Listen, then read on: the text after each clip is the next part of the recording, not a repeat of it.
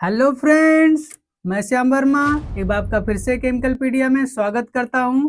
जितने लोग आज इस प्लेटफॉर्म से जुड़े हुए हैं, ये स्किल टेस्ट के प्लेटफॉर्म से जुड़े हुए हैं मेरे, उनका मैं इस चैनल पे तहे दिल से शुक्रिया करना चाहता हूं कि आप लोग इससे जुड़े। और मैं आप लोग को कंग्रेचुलेसन देना चाहता हूं कि क्योंकि जो लोग यहाँ पे जुड़े हुए हैं वो ऑलरेडी IOCL JEE के रिटन एग्जामिनेशन को क्वालिफाई कर चुके हैं, जो इंडिया का एक मोस्ट प्रतिष्ठित हमारा ऑर्गेनाइजेशन है सेंट्रल गवर्नमेंट का। ठीक है ना। PSU में हमारा आता है, बट सेंट्रल गवर्नमेंट तो PSU में ही है। ठीक है ना। तो आपको प्राउड फील होना चाहिए कि इतने ज्यादा लोगों के बीच में से आप निकल के इतने सारे कैंडिडेट आए हैं जो फाइनल आप स्किल टेस्ट के लिए जा रहे हैं। ठीक है ना। तो इसमें आपको बहुत सारी अचीवमेंट की बात है। अभी आपने 90% चीजें कवर कर ली हैं, समझ लो, अपने फाइनल सिलेक्शन तक जाने के लिए। पर 10% जो जनरी बची हुई है उसमें थोड़ा सा मेहनत आप लोग कर लेंगे। हम आप दोनों मिलकर मेहनत करेंगे तो 100% सिलेक्शन आपका होके ही रहेगा इस बार। ठीक है। लाइटिंग में नहीं लेना है स्किल टेस्ट को, मैंने पहले ही कल के वीडियो में बताया था कि हाँ ये वाली क्वालिफाइंग है, बट अगर इसमें आप डिस्क्वालीफाई होते हैं तो रिटर्न में कितना भी नंबर लाए हों उससे कोई मतलब नहीं होता है। ये बात आप पहले से ध्यान में रखिएगा। पहले एक चीज मैं और आपको समझा देना चाहता हूँ यहाँ पे कि वीडियो आपको यहीं टेलीग्राम पे ही मिलेगा। अभी आपको मुश्किल से 35 40 50 लोग दिख रहे होंगे। बाकी लोग का मैं अभी ऐड नहीं कर पाया हूँ क्योंकि ये रिकॉर्डेड वीडियो रहेगा, तो कभी भी करूंगा उनको मिलेगा। ठीक है ना। बट आज रात तक मैं सबको वीडियो प्रोवाइड करवा दूंगा। ठीक। टेंशन मत लीजिए, आपसे ज्यादा टेंशन मैं ले रहा हूँ। ठीक है। कल से मैं सही से सोया भी नहीं हूँ क्योंकि आपके लिए कंटेंट रेडी करना है, आप लोग के मैसेज का भी रिप्लाई करना है, आप लोग जान रहे हैं चीजें। तो आपसे ज्यादा टेंशन मैं ले रहा हूँ, तो आप परेशान बिल्कुल मत होइए। सिर्फ जो मैं बता रहा हूँ गाइडेंस वो फॉलो करते जाइएगा, स्किल टेस्ट तो आपकी चुटकियों से निकलेगा। ठीक है। ये सब बातें छोड़ते हैं, आते हैं अपने असली मुद्दे की बात पे। एक चीज आप लोग ध्यान रखिएगा, क्योंकि दो स्टेप है, मैंने कल भी वीडियो में बताया था यूट्यूब में। डॉक्यूमेंट वेरिफिकेशन, ये हमें बताइए कि क्या सभी लोग डॉक्यूमेंट वेरिफिकेशन समझ चुके हैं क्या, कि जितने लोग हैं डॉक्यूमेंट वेरिफिकेशन में क्या क्या लेके जाना सब जान रहे हैं। जो लोग कल का वीडियो देखे होंगे वो तो समझ चुके होंगे कि क्या क्या डॉक्यूमेंट्स लेके हमें वहां पे जाना है IUCL में। जो बच्चे नहीं जानते हैं वो ध्यान से सुने। कल मैंने वीडियो अपलोड किया था IUCL रिजल्ट का, उसमें आप जाइएगा, पूरा डिटेल में बताया गया है कि क्या क्या डॉक्यूमेंट्स आपको लेके जाना है। कोई मिस नहीं करना है, जो डॉक्यूमेंट्स आपके नहीं मिल रहे हैं वो भी करना है। कुछ बच्चे बोल रहे हैं मेरा एडमिट कार्ड और एप्लीकेशन फॉर्म नहीं मिल रहा है, उनके लिए भी मैं यही सोल्यूशन बता देता हूँ आज ही, कि अगर आपको कहीं पे भी नहीं मिल पा रहा है तो जो आपका PDF आया होगा वहां पर नीचे कॉन्टेक्ट नंबर दिया होगा HR का। ठीक है। अगर दिया है तो ठीक है, नहीं दिया है तो आप डायरेक्ट गूगल से सर्च मारेंगे, HR का नंबर, कॉन्टेक्ट नंबर या ईमेल ID मिल जाएगा। वहां आप अपना डिटेल बताइएगा, सर मेरा मेरा ऐसा कंडीशन है, मेरा एप्लीकेशन और एडमिट कार्ड नहीं मिल रहे हैं। वो लोग आपके ऑफिशियली ईमेल ID पे भेज देते हैं। कई बार मैंने ऐसा किया बच्चों का तो आया है, तो उसमें दिक्कत वाली बात नहीं है। और मुझे एक बार आप क्लियर कर दीजिएगा चैट बॉक्स में टेलीग्राम में कि आप लोगों में से कितने लोग जो हैं वो फ्रेशर कैंडिडेट हैं और कितने लोग एक्सपीरियंस हैं। उसी बेस पे मैं कंटेंट और ज्यादा इनहेंस करूंगा। अगर मान के चलें 70 80% लोग हमारे सिर्फ फ्रेशर हैं तो और मैं इनहेंस करके पढ़ाऊंगा और डीप से पढ़ाऊंगा, ताकि उन्हें इंडस्ट्रियल एक्सपोजर नहीं है तो एकदम डीप से पढ़ाऊंगा, एक एक पॉइंट करके। लगेगा बहुत ज्यादा एक्सपीरियंस वाले लोग हैं तो मैं मान के चलूंगा कि हाँ इनको तो मोस्टली चीज पता है, बताऊंगा मैं तब भी उतना ही, किसी को छोड़ने वाला नहीं हूँ। ठीक, ये बातें होगी डॉक्यूमेंट वेरिफिकेशन की। ओरिजिनल डॉक्यूमेंट्स चाहिए, आप ध्यान रखिएगा ओरिजिनल आपके होने चाहिए, साथ में दो दो जेरोक्स करा के लेके जाइएगा अटेस्टेशन के लिए। ठीक है। फोटो भी लेटेस्ट आप लेके जाइएगा। ये तो होगा डॉक्यूमेंट वेरिफिकेशन की बात हमारी। ठीक है।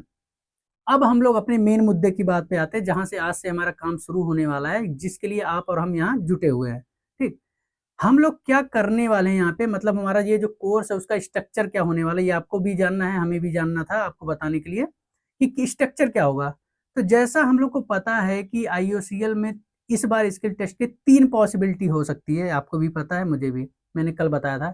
एक तो वो फुल फ्लेज इंटरव्यू ले सकते हैं, आपके इंटरव्यू ले सकते हैं, या फुल्ली वो जैसे पहले स्किल टेस्ट होता था उस तरीके से स्किल टेस्ट आपको ले सकते हैं। या थर्ड जो मैं सोच पा रहा हूँ वो थर्ड वाला यही हो पाएगा कि मैंने कल बताया था कि इंटरव्यू कम स्किल टेस्ट, मतलब जिसको मैं दूसरी लैंग्वेज में बोल सकता हूँ कि जो इक्विपमेंट प्रेजेंटेशन होता है ऑन स्क्रीन, उसके बारे में। तो ये 3 तरीके हैं और ये तीनों तरीकों को मैं कवर करूंगा सभी को। ठीक है ना, एक भी छोड़ने वाला नहीं हूँ, क्योंकि ये ऐसा भी हो सकता है, मैं मान के चलता हूँ कि एक रिफाइनरी यूनिट में कुछ और तरीके से कराया जाए स्किल टेस्ट, दूसरी रिफाइनरी में कुछ और तरीके से कराया जाए। ये सेल्फ इंडिपेंडेंट डिसीजन होता है यूनिट्स का। तो मैं ऐसा नहीं बोल सकता कि अगर आईओसीएल पानीपत या आईओसीएल हल्दिया में इंटरव्यू टाइप का क्वेश्चन कराया गया है तो डिगबोई वाले कैंडिडेट का यही कराया जाएगा। हो सकता है उनका स्किल टेस्ट करा लिया जाए, ठीक है ना? वो पूरा डिपेंड करता है वहाँ के मैनेजमेंट के ऊपर कि क्या वो डिसीजन लेते हैं। एक चीज़ और बताना है कि जो बच्चे का 1 या 2 दिन बाद ही स्किल टेस्ट होने वाला है, तो मुझे पता है कि वो 1-2 दिन में तो पूरा कवर नहीं कर पाएँगे, ना मैं उनको कवर करा पाऊँगा ऐसे वीडियो से, ठीक है ना? ये क्लियर बात है। कम से कम मुझे 3 से 4 दिन तो चाहिए ही चाहिए। तो क्या है, उनके लिए मैं क्या किया हूँ कि जो बच्चे ऐसे हैं वो मुझे टेलीग्राम पे ही कमेंट करेंगे, मैसेज डालेंगे कि सर मैं यहाँ से हूँ, मेरा स्किल टेस्ट ये इतने ही डेट को है, मान लो 13 को या 12 को ही है, ठीक है? तो उनसे मैं डायरेक्ट कन्वर्सेशन करके जो हेल्प उनके चाहिए वो पर्सनली मैं उनको करूँगा। जितना भी टाइम लगने वाला मैं आपको पर्सनली करूँगा। आप पैसे की चिंता मत करिएगा कि मैं अगर 299 आपके लिए पैसा रखा हूँ तो उसी हिसाब से मैं करूँगा। ये सिर्फ़ इसलिए रखा गया है कि ताकि आप लोग थोड़ा-सा सीरियस रहें, बस और कोई पर्पज़ नहीं है इसका। आपका जब तक सिलेक्शन नहीं हो जाता मैं आपके साथ खड़ा हूँ, बस इतना मेरी गारंटी है आपके साथ, ठीक है ना? तो वो बच्चे मुझे मैसेज कर देंगे और अदर बच्चे ये मत सोचें कि हम उनसे कन्वर्सेशन नहीं करेंगे। जैसे ही हमारा कोर्स खत्म होगा, मैं आपके साथ ज़ूम मीटिंग करूँगा, सब लोग के साथ लाइव आऊँगा। जो आपके पास डाउट होगा, सारे डाउट मैं आपका क्लियर करूँगा एक-एक करके, चाहे 3 घंटा लगे, चाहे 4 घंटा लगे, उसकी टेंशन मुझे नहीं है। आपका सिलेक्शन होना चाहिए, ये आपकी प्रायोरिटी मेन होनी चाहिए और मेरी भी प्रायोरिटी यही होनी चाहिए कि अल्टीमेट आपका सिलेक्शन हो इस बार। ठीक है ना? ये सब बातें हो गई। अब मैंने बोला 3 जो फेज़ हो सकते हैं, तो पहला फेज़ मैंने बोला इंटरव्यू में। तो अब क्वेश्चन आता है कि इंटरव्यू में वो क्या-क्या करा सकते हैं, ठीक है ना? तो इंटरव्यू में सिंपल सा चीज़ क्या है कि ये हमारा ग्रुप ए या ग्रुप बी की जॉब नहीं है, ये ग्रुप सी की जॉब है और सेंट्रल गवर्नमेंट का रूल है कि group C and group D के जॉब में इंटरव्यू नहीं कराई जा सकती। ठीक है, अगर वो इंटरव्यू टाइप का कुछ लेते हैं, तो भी वो क्वेश्चन का जो लेवल रखेंगे, वो एकदम मीडियम ही रखेंगे। आप उसके लिए परेशान बिल्कुल मत होइएगा कि मैं फर्स्ट टाइम इंटरव्यू देने जा रहा हूँ, तो मैं बता पाऊँगा नहीं। एकदम नॉर्मल क्वेश्चन है। मैं सारे क्वेश्चन जितने पॉसिबल इम्पोर्टेंट क्वेश्चन होंगे, सारे सब्जेक्ट मिला के, जो सबसे ज़्यादा पूछे जा सकते हैं, वो मैं सारा आपको करा के यहाँ से भेजूँगा, तो उसकी तो टेंशन है नहीं, ठीक है ना? सारा करा के मैं यहाँ से आपको भेजने वाला हूँ। नॉर्मल अगर इंटरव्यू हुआ भी तो एकदम नॉर्मल होगा, कोई फॉर्मल इंटरव्यू नहीं होने वाला है, क्योंकि मैंने आपको पहले बताया ये ग्रुप सी में इंटरव्यू नहीं होते हैं, ठीक है ना? इसमें हम लोग पूरा डिटेल करेंगे इंटरव्यू में, आप चिंता मत करिएगा। एक चीज़ ध्यान रखिएगा, जो मेरे साथ पढ़ रहे हैं यहाँ पे, ठीक है ना? जितने भी बच्चे रहेंगे 200, 250 बच्चे जितने भी हैं, ठीक है ना? उनसे एक रिक्वेस्ट है मेरी, जो नॉर्मल बच्चे करते हैं वो एक गलती आप मत करिएगा। जब आप स्किल टेस्ट में जाइएगा, तो proper manner in the sense आपका फॉर्मल शर्ट होना चाहिए, फॉर्मल पैंट होना चाहिए, ऊपर से हेयर कटिंग होनी चाहिए अच्छे से और शूज़ भी फॉर्मल होने चाहिए। अगर किसी के पास शूज़ गलती से भी फॉर्मल नहीं अरेंज हो पा रहा है, तो स्पोर्ट्स शूज़ पहन लीजिएगा, लेकिन पैंट, शर्ट और हेयर कटिंग फॉर्मल होनी चाहिए आपको, क्योंकि आपको पता है फर्स्ट इंप्रेशन ही लास्ट इंप्रेशन होता है। अगर उनको लग गया कि लड़का अभी से सीरियस नहीं है, तो आगे चल के क्या सीरियस होगा, तो कुछ भी नहीं होगा। फैशन डिज़ाइनिंग जितनी भी करनी है, एक बार सिलेक्शन हो जाएगा, तो लाइफ टाइम आपको करना ही करना है। इसीलिए नौकरी ले रहे हैं कि होने के बाद एन्जॉयमेंट करें, ठीक है ना? तो एक बार अच्छे से चले जाइए, सिलेक्शन हो जाए तो फिर टेंशन की बात नहीं है, ठीक? तो ये तो हमारा हो गया कि इंटरव्यू में हम लोग क्या-क्या करने वाले हैं। दूसरा हम लोग क्या करेंगे, अगर सपोज़ करो स्किल टेस्ट वो कराता है, तो हम लोग स्किल टेस्ट के लिए कैसे प्रिपेयर होने वाले हैं।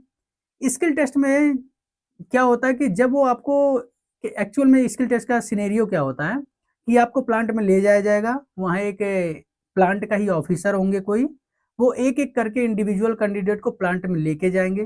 प्लांट में ले जाकर जो चीज़ें उनको दिखेंगी, उनसे रिलेटेड क्वेश्चन आपसे पूछेंगे, बेटा ये क्या है? इसके बारे में बताइए, कैसे काम करता है? ऐसी चीज़ें रहेंगी। तो जितने टाइप के क्वेश्चन पूछे जा सकते हैं, जितने इक्विपमेंट से रिलेटेड क्वेश्चन पूछे जा सकते हैं, सारा मैं आपको कवर यहाँ से करा के भेजने वाला हूँ। कुछ नया आपको देखने को वहाँ नहीं मिलेगा। हाँ, जो बच्चे कभी इंडस्ट्री गए ही नहीं हैं, उनके लिए यहाँ जो मैं दिखाऊँगा, वहाँ दिखाऊँगा, 90% तो मैच करेगा। थोड़ा-सा कन्फ्यूजन कि वही है क्या? बट आप कर ले जाओगे, उसमें कोई डाउट मुझे नहीं है, क्योंकि मैं ऐसा ही फ़ोटो इंक्लूड किया हूँ कि लगेगा कि इंडस्ट्री में ही आप देख रहे हो, ठीक है? अभी मैं आपको दिखाऊँगा कैसा है। तो ये 2 तरीके। थर्ड तरीका जो मेरा पर्सनली लगता है कि आईओसीएल इसी पे स्टिक होगा इस बार, दूसरा मुझे नहीं लगता कोई कराएगा, वो होगा क्या हमारा इंटरव्यू कम स्किल टेस्ट, ठीक है ना? इसका क्या मीन्स है कि इसमें क्या होगा कि आपका जो इंटरव्यूअर होगा, जो आपको इंटरव्यू लेगा, वो बैठे रहेंगे, आपके सामने किसी पीपीटी पे आपको एक इंस्ट्रूमेंट कोई दिखाएँगे, इंस्ट्रूमेंट दिखाएँगे और पूछेंगे बेटा ये क्या है? इसके बारे में बताइए। या हो सकता है फिज़िकली कुछ इक्विपमेंट वहाँ रखे हों, आपको देख को बताना हो और पूछेंगे कैसे वर्क करता है, क्या प्रिंसिपल है, ऐसी चीजें वहां कर सकते हैं। तो आज का जो वीडियो होगा वो फुल्ली डेडिकेटेड इसी पे होगा कि जब आपके सामने कोई पिक्चर दिखाया जाएगा वहां पे, तो आप देख के समझ पा रहे हैं कि नहीं ये कौन सा इक्विपमेंट है। लगभग सारी चीज मैं इंक्लूड कर लिया हूँ, सभी सेक्शन से लेके प्रोसेस, सेफ्टी, सब चीजें मैं कवर किया हूँ। आज की वीडियो में वो कवर होगा। तो ये तो हमारा रोड मैप है कि हम तीनों चीज को कैसे कैसे कवर करने वाले हैं। आपको पता चल गया होगा कि पूरा डिटेल में हम लोग बात करेंगे, ठीक है। अब क्या बात है कि मैंने पहले ही बताया, जो बच्चों का 1-2 दिन में है वो मुझे मैसेज कर देंगे। उनके लिए मैं स्पेशली उनसे बात करके जितना हेल्प हो सकेगी ज़्यादा से ज़्यादा उतना करके, ताकि उनका भी सिलेक्शन होना है। क्योंकि उनमें उन बच्चों की गलती नहीं है। अगर आईओसीएल ने 1 ही 2 दिन का टाइम, 3 दिन का टाइम उनको दिया है तो उसमें उनकी गलती नहीं है, ठीक? तो उनका भी सिलेक्शन होना बनता है, ठीक है ना? तो ये सब बातें होगी, ओवरव्यू की बातें। अब हम लोग चलते हैं अपने मेन टॉपिक की तरफ कि हमारा टॉपिक क्या है। जो इक्विपमेंट प्रेजेंटेशन होता है स्क्रीन पे, उसके बारे में हम लोग देखते हैं। तो चलिए शुरू करते हैं। तो जैसा कि हम लोग को पता है, हम लोग किसके बारे में बात करेंगे यहाँ पर, इंडियन ऑयल के स्किल टेस्ट के बारे में हम लोग बात करेंगे आज पूरा। और क्या हमारा टॉपिक का नाम रहने वाला है, इक्विपमेंट प्रेजेंटेशन। मैंने आपको पहले ही बता दिया है।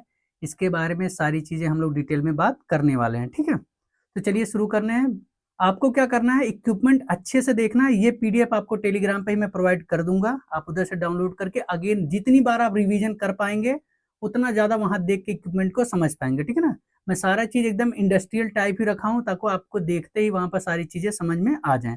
तो चलिए शुरू करते हैं हम लोग, ठीक है। तो हमारा, हमने पहले ही बताया कि हमारे ये पहले वीडियो किसके बारे में, equipment presentation on screen. Screen पे आपको क्या दिखाया जाएगा, सेम लाइक ऐसी चीजें रहेंगी। तो चलिए शुरू करते हैं हम लोग। तो पहला हमारा देखिए, हमने पहले बता दिया कि डॉक्यूमेंट वेरिफिकेशन आपको करा लेना है, मतलब सारे डॉक्यूमेंट्स आपके पास प्रेजेंट होने चाहिए।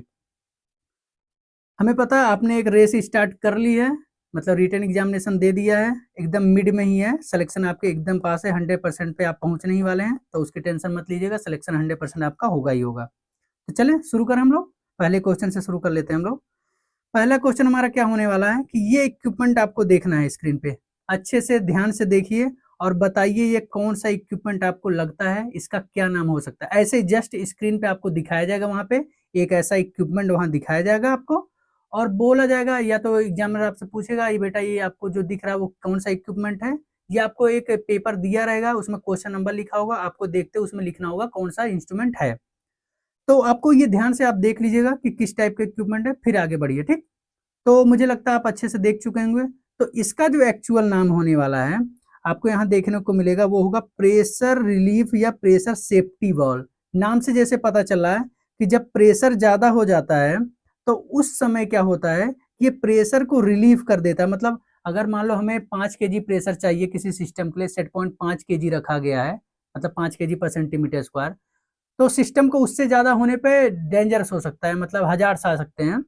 तो ये ऐसे सेट पॉइंट रखे जाते हैं कि जैसे प्रेशर 5 kg से 6 kg भी जाएगा ना, तो वो 1 kg को पॉपअप करके प्रेशर रिलीज कर देगा, या तो एटमॉस्फेयर में रिलीज कर देगा या फिर से उसे रिसाइकिल करके फ्लूइड ले आएगा। इस तरीके से बात होगी। यही चीज आपको यहाँ देखने को मिल जाएगी। ये प्रेशर रिलीव या प्रेशर सेफ्टी वाल्व है, ठीक है ना, जैसा इसके नाम से आपको पता चल रहा है। ये मेंटेन करता है किसी सिस्टम को बिलो सेफ प्रेशर, मतलब जितना प्रेशर होना चाहिए उससे नीचे ही वो सेफ्टी करके रखता है, ठीक है ना। जो मैं आपको बता रहा हूँ वो चीजें यहाँ पे आपको देखने को मिलेगी, मुझे पढ़ने की जरूरत नहीं है, मैं ऑलरेडी आपको बता रहा हूँ क्या क्या होने वाली है। आप लोग को अगर पढ़ना रहेगा तो आप आराम से पढ़ लीजिएगा, मैं डिस्क्रिप्शन आपको दे रहा हूँ, ठीक है। तो ये देख के आप समझ चुके होंगे कि ये हमारा क्या है, इसको बोलते हैं प्रेशर सेफ्टी वाल्व या pressure reducing valve. Reducing valve separate होता है, यही क्वेश्चन बार बार आपसे पूछे जाएंगे। तो ये सेफ्टी वाल्व हो जाएगा या रिलीफ वाल्व आपके हो जाएंगे, ठीक। बढ़ते हैं अगले क्वेश्चन की तरफ, देखते हैं और क्या हमारा। ये इक्विपमेंट आपको देखना है और बताना है कि ये इक्विपमेंट आपको क्या लगता है कौन सा इक्विपमेंट है। जो बच्चे एक्सपीरियंस वाले होंगे उनको तो समझ में आ रहा होगा थोड़ा थोड़ा, बट जो बच्चे फ्रेशर कैंडिडेट होंगे उनके लिए थोड़ा सा टिपिकल हो रहा होगा। इसीलिए मैं आपको बार बार बोल रहा हूँ, अच्छे से इक्विपमेंट को देखिए फिर बताइए कि क्या आंसर हो सकता है, ठीक है ना। आप आराम से बस सुनिए, कोई दिक्कत वाली बात नहीं है, ठीक है। तो इसका क्या हो सकता है आपके हिसाब से, बताइए बताइए जल्दी जल्दी। तो इसको जो हम बोलते हैं, इस इक्विपमेंट को हम बोलेंगे प्रेशर रिड्यूसिंग वाल्व। ध्यान रखिएगा, वो प्रेशर सेफ्टी वाल्व था, ये प्रेशर रिड्यूसिंग वाल्व मींस क्या है कि किसी भी सिस्टम को अगर 5 kg प्रेशर के लिए डिजाइन किया गया है, तो 5 kg से जैसे ज्यादा जाएगा उसको वो रिसाइकिल करके उससे प्रेशर को कम कर देगा। मतलब कभी भी 5 kg से ज्यादा नहीं जाने देगा। ये एटमॉस्फेयर में पॉपअप नहीं होता है, ये ध्यान रखिएगा। इसको सेट पॉइंट ही इस तरह से रखा जाता है कि हमेशा जो सेट पॉइंट है उससे वैल्यू नीचे ही रहे, उससे ज़्यादा ना आ जाए, ठीक है ना। एज ये रेगुलेटर हमारा काम करता है कि अगर 5 kg प्रेशर हमें देना है तो उससे ज़्यादा ये नहीं जाने देगा, ठीक। सेफ्टी वाल्व में क्या था, वो पॉपअप करके एटमॉस्फेयर पे या तो एक्स्ट्रा प्रेशर कर देता था, बट ये उतना जाने ही नहीं देता, ठीक है ना, इसलिए रेगुलेटर का काम ये करता है। एक बार इक्विपमेंट फिर से आप देख लीजिए, बाकी पीडीएफ तो मैं आपको प्रोवाइड करूंगा ही, ठीक। बढ़ते हैं अगले क्वेश्चन की तरफ, देखते हैं और हमारा क्या है। ये बहुत ज्यादा इंडस्ट्री में क्वेश्चन पूछे जाते हैं कि ये बताइए कौन सा हमारा इक्विपमेंट लगा हुआ है इंडस्ट्री में। ये मोस्टली इंडस्ट्री में आपको देखने को मिलेगा इक्विपमेंट। ये कौन से टाइप का इक्विपमेंट है आपको देखना है, जल्दी जल्दी आपने देख लिया हुआ उम्मीद करता हूँ। तो इसको जो हम लोग बोलते हैं, इसको हम बोलेंगे विंड सॉक, ठीक है ना। ये विंड सॉक हमारा होता है, मतलब इसका मेन पर्पज क्या होता है कि किसी भी इंडस्ट्री में डायरेक्शन को बताना, मतलब विंड की डायरेक्शन क्या चल रही है, ताकि कुछ अगर गैस लीकेज हो जाए या कुछ अदर प्रॉब्लम हो जाए तो लोगों को इवैक्यूएट करने के लिए ये सब चीजें ध्यान में रखी जाएगी कि अगर हजार्ड या केमिकल की डायरेक्शन कुछ है तो उसी डायरेक्शन में हमें नहीं जाना है, ठीक है ना। ये सब चीजें ध्यान रखने के लिए हमारा विंड सॉक इंडस्ट्री में यूज किए जाते हैं। सारा चीज इधर आपको देखने को मिलेगा कि प्रोवाइड क्विक विजिबल डायरेक्शन दिखाता है हमारा, स्पीड दिखाता है हमारा कि विंड की स्पीड क्या है, उसकी डायरेक्शन किस डायरेक्शन में चल रही है, ठीक है ना, ताकि कुछ केमिकल लीक हो तो उससे हमें बचाया जा सके। एयरक्राफ्ट की लैंडिंग करानी हो तो उस समय हमें ध्यान दिया, तो बहुत सारे पर्पज इसके हैं। इंडस्ट्री में आप जैसे ही जाएंगे ये चीज आपको एकदम टॉप में लगी हुई देखने को मिलेगी, तो आप समझ जाओगे क्या था ये, ठीक है ना। अब बढ़ते हैं अगले क्वेश्चन की तरफ। अगला हमारा फिगर क्या है, ये फिगर आपको देखना है और बताना है कि ये कौन से टाइप का हमारा फिगर दिख रहा है आपको। तो जल्दी से बताइए आप क्या लग रहा है कि क्या हो सकता है। जो नए बच्चे हैं वो अपना दिमाग थोड़ा सा लगाएं कि क्या लग सकता है। आपने फ्लूइड मैकेनिक्स में टाइप्स ऑफ वॉल पढ़ा होगा, मैं इंस्टाग्राम पे आपको बहुत सारे फोटो प्रोवाइड कराता हूँ, वहां भी देख के आप बता सकते हैं किस टाइप का वॉल है, ठीक है। तो इसका जो सही आंसर आपका सही हो जाएगा वो होगा एनआरवी, इसको बोलते हैं, मींस नॉन रिटर्निंग वॉल, ठीक है ना। नॉन रिटर्न वॉल हमारा एनआरवी। इसका काम क्या होता है कि फ्लूइड को यूनि डायरेक्शन में बनाना। अगर कोई भी फ्लूइड एक डायरेक्शन में चला गया, ठीक है ना, तो उसे अगर किसी तरह से पंप बंद या कुछ प्रॉब्लम होगी तो रिवर्ट बैक, मतलब फिर से वापस नहीं आना चाहिए, तो उसके लिए काम करता है। यहाँ आप फोटो में देख सकते हैं कि फ्लूइड इधर से आ रहा है, एक बार जैसे फ्लूइड इसको उठा देगा ऊपर और निकल गया तो ये कैप फिर से आके इधर बैठ जाता है, ठीक है ना। कैप बैठ जाएगा तो ये पानी फिर से वापस इधर नहीं आ पाएगी, इसलिए बोलते हैं इसे नॉन रिटर्निंग वॉल, मतलब एक बार जो चली गई वो वापस नहीं आती। ये पर्पज होता है हमारा नॉन रिटर्निंग वॉल का। उसका शेप हमने पहले बताया आपको, इस तरीके से देखने को मिलेगा, ठीक। इसमें और ग्लोब वॉल में आप कंफ्यूज मत होइएगा, बहुत सारे बच्चे इसमें और ग्लोब वॉल में कंफ्यूज होते हैं। ठीक है, बढ़ते हैं अगले की तरफ, देखते हैं क्या है। ये इक्विपमेंट देखना है आपको और बताना है ये कौन से टाइप का इक्विपमेंट और कौन से टाइप का वॉल्व है। वॉल्व तो आपको पता होगा कि ये वॉल्व है, बट आपको बताना है किस टाइप का वॉल्व है। और वॉल्व पहचानने का तरीका मैं मल्टीपल टाइम को बताया हूँ, अभी भी बता दूंगा, यहाँ कोई दिक्कत नहीं है। आप उसकी केसिंग मतलब आउटर बॉडी को देख के समझ पाएंगे कि ये किस टाइप का वॉल्व होगा। गेट वॉल्व होगा, ग्लोब वॉल्व होगा, बटरफ्लाई वॉल्व होगा, नॉन रिटर्निंग वॉल्व होगा, निडिल वॉल्व होगा, प्लग वॉल्व होगा, बहुत सारे वॉल्व हैं। तो ये आपको देखिए और समझिए कि कौन सा टाइप का वॉल हो सकता है। तो ये जो वॉल होने वाला है हमारा, ये होगा ग्लोब वॉल, ठीक है ना। ये हमारा ग्लोब वॉल है, ठीक है ना, क्योंकि यहाँ आप देखिए यहाँ पे क्या होता है, ये जो शेप है ये ग्लोब टाइप का शेप है। और इसका यूज हमने क्यों करते हैं कि थ्रोटल मतलब फ्लो को थ्रोटल मतलब 100% ना ओपन करना ना 100% क्लोज करना है। किसी ने बोला आपको 40% क्लोज कर दो, तो थ्रोटल करने के लिए, रेगुलेट करने के लिए फ्लो की इतना ही फ्लो में इतना मीटर क्यूब पर आवर्स चाहिए, इतना केजी पर सेंटीमीटर स्क्वायर चाहिए, उसके लिए हम लोग यूज करते हैं ग्लोब वॉल, ठीक है ना। मतलब बेस्ट रेगुलेटर की तरह हमारा काम करता है ये वॉल। बढ़ते हैं। ये तो आपने मल्टीपल टाइम अपने लाइफ में देखा भी होगा और जानना भी चाहिए आपको इसके बारे में, क्योंकि बहुत ज्यादा इंपॉर्टेंट है, तो इंडस्ट्री में तो बिल्कुल इसको जानना है आपको। तो आप बताइए कि ये आपको क्या लगता है कि ये आपका क्या है, मतलब आपको देख के क्या लगता है इसका टेक्निकल नाम क्या हो सकता है आपके हिसाब से। तो इसका जो नाम होगा उसको बोलते हैं हम फायर एक्सटिंग्यूशर, ठीक है ना। Fire extinguisher. इसका काम क्या होता है, कहीं पर अगर फायर लगे हुए मतलब आग लगा हुआ है तो उसको बुझाने के लिए। इसमें भी मल्टीपल टाइप होते हैं, type A, type B, type C, type D, type K, ठीक है ना, बहुत सारे टाइप के हमारे होते हैं। जैसे वाटर एक्सटिंग्यूशर हो गया, उसके बाद फोम एक्सटिंग्यूशर हो गया, कार्बन डाइऑक्साइड एक्सटिंग्यूशर हो गया। मल्टीपल टाइप के होते हैं कि किस टाइप का फायर लगा है उस टाइप के लिए हम लोग यूज करते हैं, ठीक है ना। सपोज करो वुड में लग गया, कागज में लग गया, लकड़ी में लग गया, तो ए टाइप एक्सटिंग्यूशर हम लोग यूज करते हैं, ना कि हम डायरेक्ट सी टाइप CO2 यूज कर लेंगे, ठीक। इस तरह से डिसाइड किया गया। तो आप फिर से देख लें, अगर ऐसा कुछ देखने को मिलेगा वहां पर इंडस्ट्री में ऐसे ए लिखा होगा, अगर बी टाइप होगा तो ऐसे बी लिखा होगा, सी लिखा होगा, इस टाइप का रहता है, ठीक।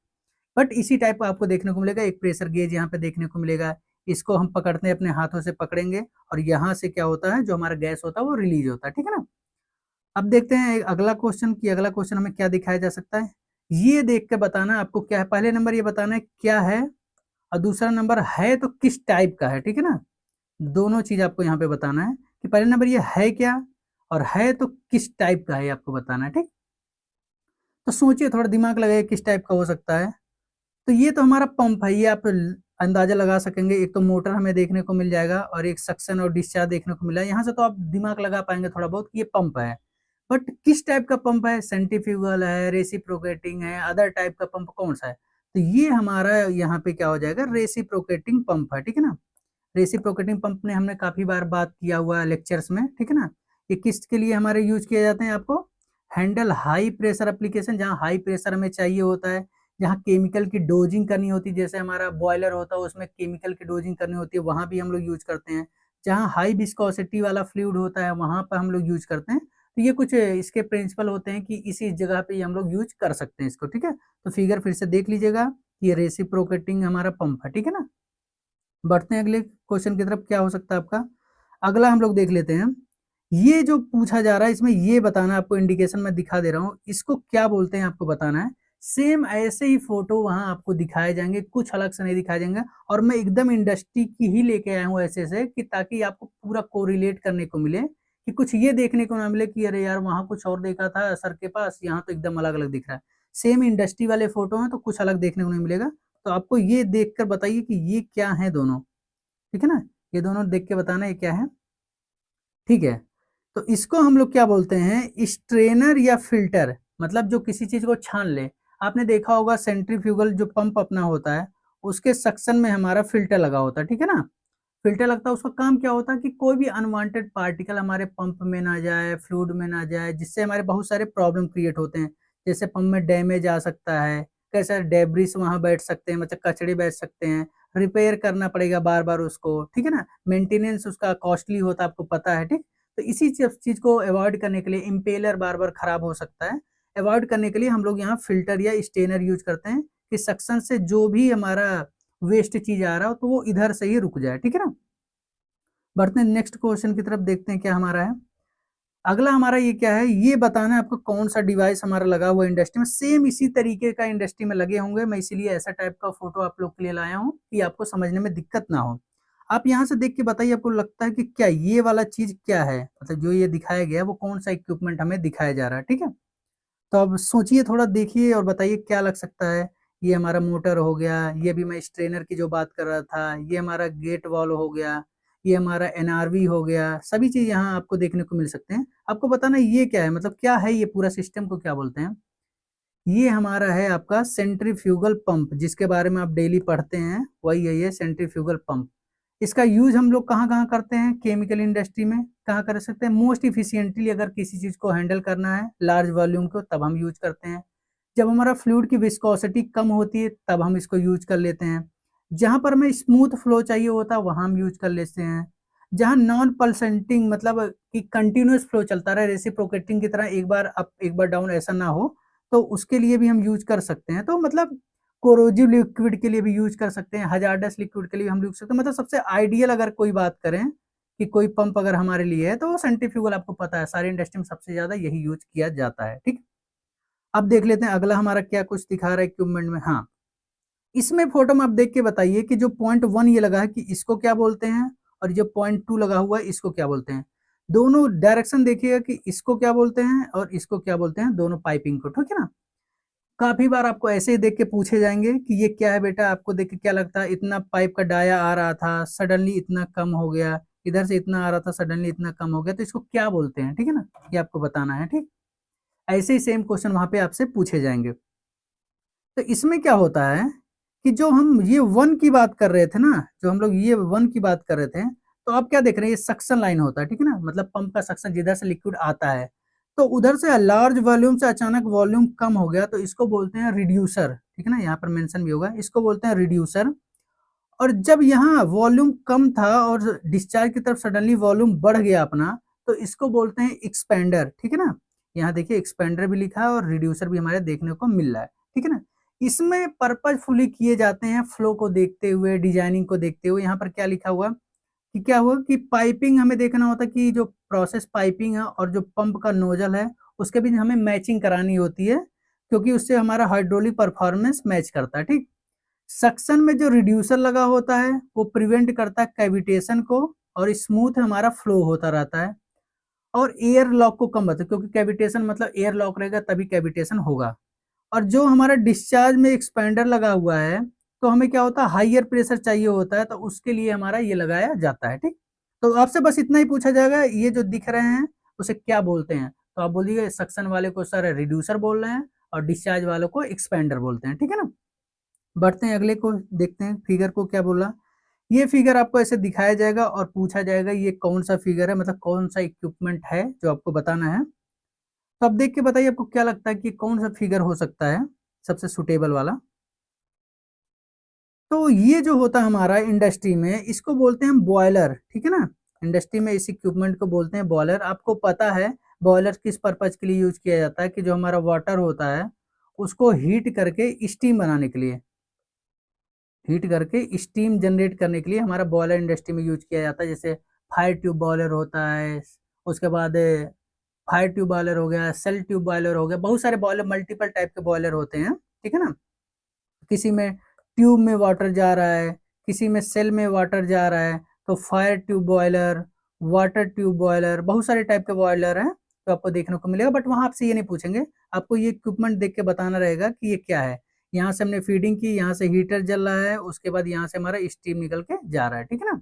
यहाँ से हमने वाटर सप्लाई दिया हुआ, ये देख सकते हैं आप, ठीक है। अगले टॉपिक को देखते हैं कि अगला हमारा इक्विपमेंट क्या है, ठीक है। ये इक्विपमेंट सबसे ज्यादा चर्चित इक्विपमेंट है जो आपको जानना ही जानना चाहिए इंडस्ट्री में। पूछा जाएगा ये जो इक्विपमेंट लगा हुआ है, ये जो पीछे इक्विपमेंट लगा है, ये कौन सा इक्विपमेंट आपको बताना है। तो आप देखिए और समझिए, मैंने काफी बार आपको जब पढ़ाता हूँ हीट ट्रांसफर तो उस समय ये इक्विपमेंट आपको देखने को मिलता है। तो आप जल्दी से बताइए अब क्या लगता है कि कौन सा इक्विपमेंट ये हमारा है, ठीक है। तो ये जो एक्चुअल में इक्विपमेंट है अपना उसको बोलते हैं shell and tube heat exchanger, ठीक है ना। क्या बोलते हैं, उसको बोलते हैं shell and tube heat exchanger. इसका काम क्या होता है, सिंपल सा पता है आपको, हीट ट्रांसफर करने के लिए ये हमारा यूज किया जाता है। कोई भी एक हॉट फ्लूइड होगा, कोई भी एक कोल्ड फ्लूइड होगा, हीट ट्रांसफर हीट एक्सचेंज करने के लिए हम लोग यूज करते हैं। इसमें क्या होता है हाई प्रेशर कैपेबिलिटी होती है, मतलब हाई प्रेशर रहता है तो भी इसको कर सकते हैं। इसका जो कंस्ट्रक्शन होता है बहुत ईजिली होता है, बहुत नॉर्मल कंस्ट्रक्शन होता है, कर सकते हैं आप। एक्सट्रीम टेम्परेचर को भी ये रजिस्ट कर सकता है। तो मतलब सबसे ज्यादा अगर कुछ यूज होता है इंडस्ट्री में हीट ट्रांसफर के लिए तो हमारा ये shell and tube heat exchanger हमारा यूज होता है, ठीक है। नेक्स्ट फोटो देखते हैं हमारा ये क्या है।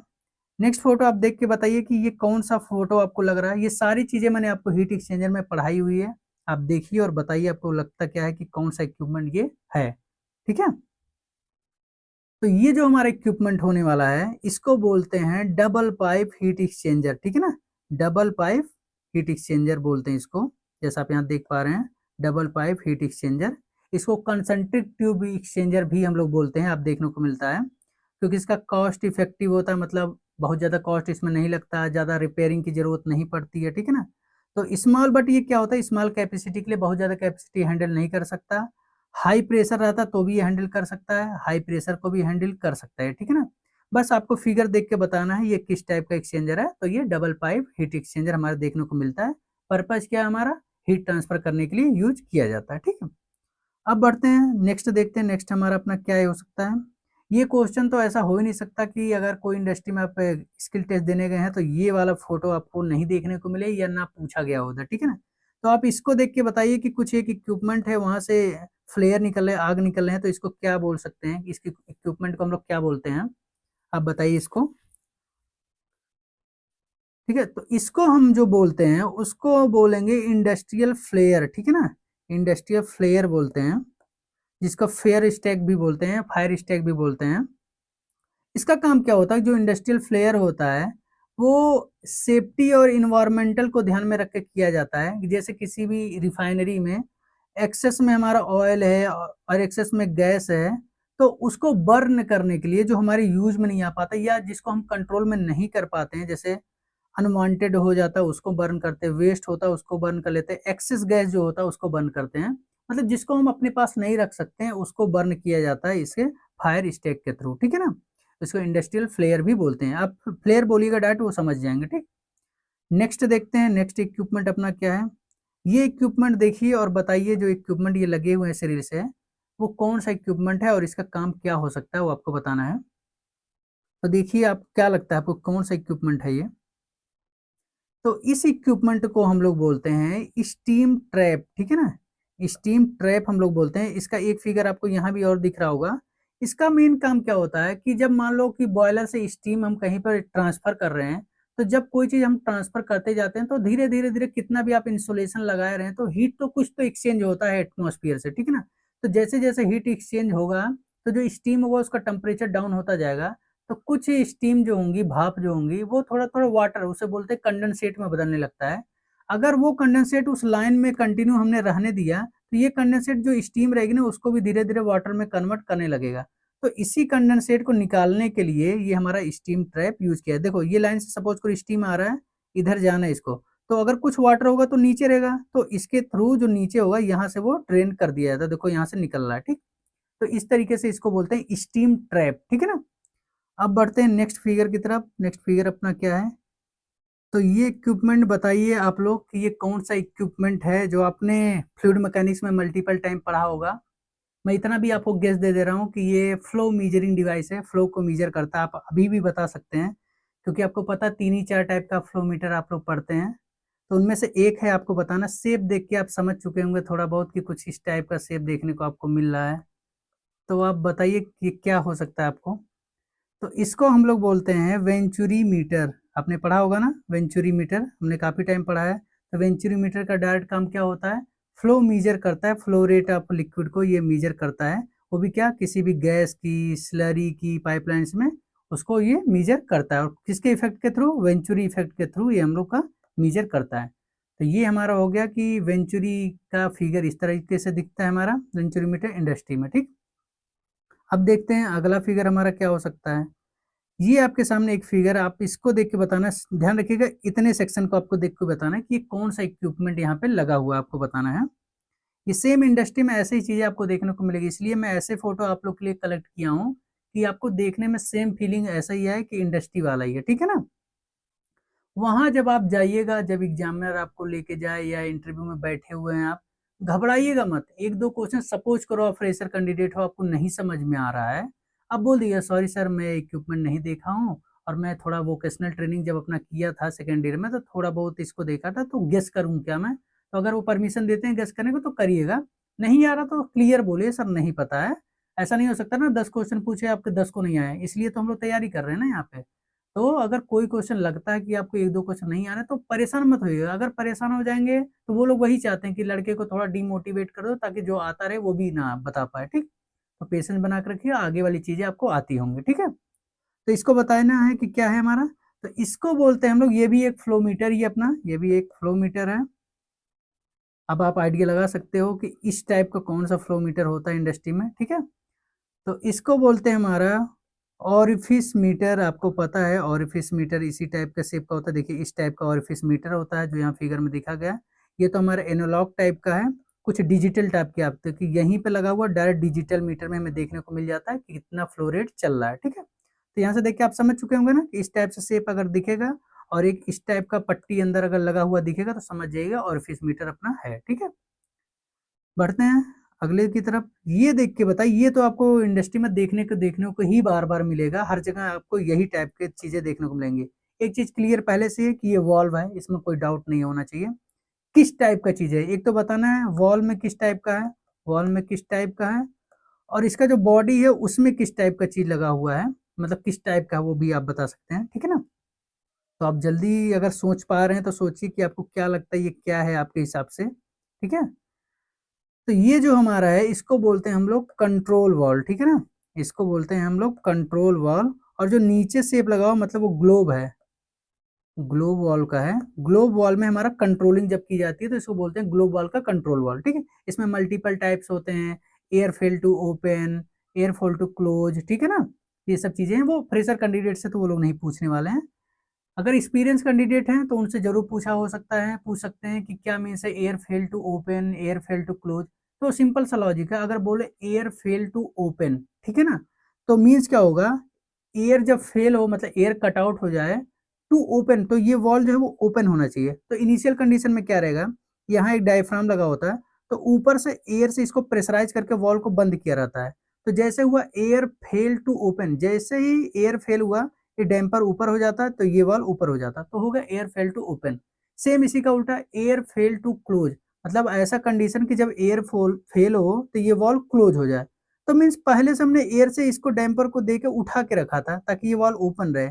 जैसे एयर फेल हुआ, एयर फेल टू क्लोज, तो ये डैम्पर नीचे आया, क्लोज हो गया। सिंपल लॉजिक है, कंफ्यूजन नहीं होना, बच्चे इसमें कंफ्यूज होते हैं पता नहीं कैसे। तो ये है, इसको बोल सकते हैं कंट्रोल वॉल्व, और किस टाइप का, ग्लोब टाइप का अपना है, ठीक है। ये सारे केमिकल प्लांट में मोस्टली यूज करे जाते हैं, फ्लो रेट को रेगुलेट करने के लिए, प्रेशर को रेगुलेट करने के लिए, टेम्परेचर को रेगुलेट करने के लिए ये यूज किए जाते हैं, ठीक है। और ये डीसीएस के थ्रू ऑपरेट किए जा सकते हैं, मैनुअली जरूरत भी नहीं पड़ती, आपको डीसीएस से जो कमांड देंगे वो यहाँ ऑपरेट होती रहेगी, ठीक। अगले इक्विपमेंट के बारे में देखते हैं। अगला इक्विपमेंट क्या हमारे सामने दिख रहा है, ये बताना है आपको कौन सा इक्विपमेंट दिख रहा है। मोस्टली अगर आपने पंप देखे होंगे तो वहां तो ये चीज देखने को मिलती ही मिलती है, अदर जगह तो मिलेगी, बट पंप में तो जरूर देखने को मिलेगा। और आइडिया मैं बता देता हूँ कि डिस्चार्ज लाइन में आपको देखने को मिलता है मोस्टली, ठीक है। तो ये जो हमारा होने वाला है इसको बोलते हैं हम लोग, क्या बोलेंगे, प्रेशर गेज, ठीक है ना। और इसको अगर बोल सकते हैं तो डायफ्राम गेज भी आप लोग बोल सकते हैं, बर्डन गेज भी बोल सकते हैं, सी टाइप बर्डन गेज भी बोल सकते हैं, ठीक है ना। बट प्रेशर मेजर करने के लिए डिवाइस है, इसमें लिक्विड फिल होता है, हमारा मरकरी भी यूज कर लिया जाता है, ठीक। तो ये क्या है, देखो यहाँ पर कंट्रोलिंग ऑफ प्रेशर, कोई भी लिक्विड फ्लो हो रहा है उसका प्रेशर कितना है, कोई स्टीम फ्लो हो रहा है, गैस फ्लो हो रहा है, तो उसका प्रेशर कितना है वो देखने के लिए हम लोग यूज करते हैं, ठीक है। ये एक प्रेशर मेजरिंग डिवाइस अपने। अगले की तरफ देखते हैं, अगला हमारा क्या इक्विपमेंट आपके सामने है। ये इक्विपमेंट आपको दिखाया गया है, पूछा जाएगा कि ये क्या है, आप बताइए कि कौन से टाइप का या कौन सा इक्विपमेंट है, आपको बताना है। अब आपको देख के लग रहा होगा ना कि इंडस्ट्री में कैसे वो हमारा स्किल टेस्ट लेने वाले हैं। इससे उन्हें दो चीजें करने को मिल जाती है, एक तो आपका थ्योरेटिकल नॉलेज चेक कर लेते हैं कि इस इक्विपमेंट के बारे में वो पूछ लेंगे। दूसरा आपका प्रैक्टिकल नॉलेज, मतलब जो लोग एक्सपीरियंस हैं, क्या वो इक्विपमेंट को हैंडल किए कि नहीं, कभी देखे हैं कि नहीं, तो उनको दोनों बेनिफिट हो रहे हैं। इसीलिए ये वाला पॉसिबिलिटी ज्यादा है कि ये टेस्ट आईयूसीएल ज्यादा कराए। अगर सिर्फ इंटरव्यू लगी तो वो थ्योरेटिकल पोर्शन पे ही रह जाएगा, अगर वो सिर्फ स्किल टेस्ट लेता है तो सिर्फ इंडस्ट्रियल एक्सपीरियंस पे रह जाएगा, ठीक। उसको दोनों चीज तब नहीं मिल पाएंगे, लेकिन इस वाले चीज से उसको दोनों चीज मिल जाएंगे, इसलिए उसका फायदा है। तो ये जो हमारा है इसको बोलते हैं आरटीडी, रजिस्टेंस टेम्परेचर डिटेक्टर, ठीक है ना। इसको बोलते हैं रजिस्टेंस टेम्परेचर डिटेक्टर होता है। ये इंडस्ट्री में टेम्परेचर मेजर करने के लिए हमारा यूज किया जाता है, वो भी हाई एक्यूरेसी के साथ। स्टेबिलिटी रहनी चाहिए, मतलब फ्लक्चुएट ज्यादा नहीं होता है। क्रिटिकल प्रोसेस में भी इसका हम यूज करते हैं, जहाँ हाई टेम्परेचर भी मेजर करना होता है वहां हम इसका यूज कर लेते हैं, ठीक है ना। अगला फोटो देखते हैं क्या दिखाया गया आपके लिए। ये फोटो आप लोग के सामने है, आप YouTube और कहीं पे भी देख लीजिएगा, कोई भी एक वीडियो मुझे दिखा दीजिएगा जो इतना ज्यादा मेहनत करके इतनी चीजें कलेक्ट करके आप लोग के लिए स्किल टेस्ट के लिए लाई गई हो, तो मुझे बताइएगा। क्योंकि मैं चाहता हूं कि आपने इतनी मेहनत करके रिटन क्वालिफाई किया है, तो थोड़े से चीज के चक्कर में अभी आपको फिर से जीरो पे ना जाना पड़े, ठीक है ना। यहाँ से करके सिलेक्शन लीजिए, अपने माँ बाप का नाम रोशन कीजिए, ठीक है ना। वो भी इसी उम्मीद में बैठे होंगे कि हमारा बेटा इतने दिन से मेहनत कर रहा है, फाइनली सेलेक्ट हो जाए। तो फिर उनके चेहरे पे जो खुशी आपको देखने को मिलेगी ना, वो एक्सट्रीम लेवल का प्लेजर देता है अपने आप को, ठीक है। कि यार मैंने कुछ तो ऐसा किया है जिससे हमारे माँ बाप इतना प्राउड फील होकर लोगों से बोलते हैं कि मेरा बेटा ऐसे जगह पे है, ठीक है। तो थोड़ा सा कोताही मत कीजिए, 4-5 दिन बचे हैं आपके पास, थोड़ा सा अच्छे से कर लीजिए। इन फोटो को बार बार देखिएगा ताकि आपको इक्विपमेंट बिहेवियर लगने लगे कि हाँ मैं तो ये तो देखा हूँ, एकदम नॉर्मल है, ठीक। तो ये जो हमारा इक्विपमेंट होने वाला है ये भी अपना फ्लो मीजरिंग डिवाइस है, ठीक है ना, फ्लो मीजर करता है। इसको बोलते हैं हमारा रोटामीटर, आपने पढ़ा होगा ना रोटामीटर। तो ये हमारा रोटामीटर है जो हमारा फ्लो मेजर करने के लिए यूज किया जाता है। एक टाइप का रोटामीटर इस टाइप का भी होता है, आपको देखने को मिलेगा, ये डिजिटल टाइप का आपका है। एक इस टाइप का मैनुअली आपको देखने को मिलेगा, जिसमें हमारा फ्लोट रहता है, वो तैरता रहता है, ठीक है ना। तो ये टाइप का भी अगर इंडस्ट्री में दिखे तो कंफ्यूज मत होइएगा, ये और ये दोनों हमारा रोटामीटर ही है, ठीक है। अब बढ़ते हैं अगले बार की तरफ, ये क्वेश्चन हमारा क्या है, ये देखिए और बताइए इसमें कौन कौन सा डिवाइस रखा हुआ है और डिवाइस का क्या क्या नाम है। ठीक, इसका क्या नाम है, इसका क्या नाम है, इसका क्या नाम है, इसका इसका इसका ये सब पूछे जाते हैं। और मैं आपको बता दूं ये सब सेफ्टी से रिलेटेड है, सेफ्टी से रिलेटेड हमारे इक्विपमेंट है ये सभी। तो आप एक एक करके सोचिएगा क्या है। इसको बोलते हैं सेफ्टी हेलमेट, ठीक है ना। इसको बोलते हैं फेस मास्क, इसको हम ग्लव्स भी बोल सकते हैं, ठीक है ना। इसको बोलते हैं फेस शील्ड। देखिए आगे आपको कवर लगा, कोरोना टाइम में आपने देखा होगा लोग कवर करके फेस चलते थे, प्लास्टिक का है। ये हमारा गॉगल्स होता है, मतलब आई गॉगल्स बोलते हैं। और ये सेफ्टी शूज होता है। तो ये जो हमारे पीपीईज हैं, मैंने पहले बताया आपको, पर्सनल प्रोटेक्टिव इक्विपमेंट। ये किसी भी प्रोसेस में जितना प्रोसेस इंपॉर्टेंट होता है उतना ही ये पीपीईज भी इंपॉर्टेंट होते हैं। अगर आपको काम करते वक्त सेफ्टी डिपार्टमेंट वाले बिना पीपीईज के देख लिए तो आपको चार्जशीट भी इशू कर लेते हैं, मेमो भी इशू करते हैं, ठीक है ना। क्योंकि ये आपके पर्सनल लाइफ से रिलेटेड चीजें हैं। अगर आपको, इसीलिए उसका नाम पर्सनल प्रोटेक्टिव, मतलब आपके खुद के प्रोटेक्शन के लिए वो चीज यूज की जाती है। तो आप इसको ध्यान रखिएगा, इससे एक क्वेश्चन जरूर आपसे पूछे जाएंगे, ठीक है। अगले फोटो की तरफ बढ़ते हैं हम लोग कि फोटो अगला वाला क्या है। ये फोटो देख के आपको बताना है कि ये किस टाइप का क्या है, मतलब इस टाइप का विंग्स टाइप का कुछ दिख रहा है, ये सिलेंडर कुछ दिख रहा है आपको, ये मास टाइप का कुछ दिख रहा है, इसको क्या बोल सकते हैं आप लोग, ठीक है। तो इसको हम लोग क्या बोलते हैं, SCBA, ठीक है ना। इसको हम लोग क्या बोलते हैं, SCBA means self contained breathing apparatus, ठीक है ना। इसमें क्या होता है, ये प्रेशराइज करके एयर हमारा, मतलब जो हम इनहेल करते हैं एयर, उसको प्रेशराइज करके भरा जाता है। वो भी क्यों, ताकि किसी केस में कहीं पर कुछ फायर लग जाता है, कुछ हजार्ड गैस लीक हो जाती है, तो वहां कुछ टाइम के लिए कोई चीज इमरजेंसी वाली चीज बंद करना, या कोई आपका पार्टनर उधर कुछ गिर गया है इसी चक्कर में, कुछ गैस इनहेल कर लिया, तो उसको रेस्क्यू करने के लिए ये सब चीजें यूज की जाती हैं, ठीक है ना। बहुत ज्यादा इंपॉर्टेंट चीजें, ब्रीदेबल एयर इसमें फिल होता है कि आप कुछ टाइम तक इसको जाके वहां से काम करके आ सकते हैं। तो मोस्ट इंपॉर्टेंट चीज है हमारे इंडस्ट्री की सेफ्टी के लिए, ठीक है ना। ताकि आप कोई हजार्डस गैस, जहरीली गैस को इनहेल ना करें।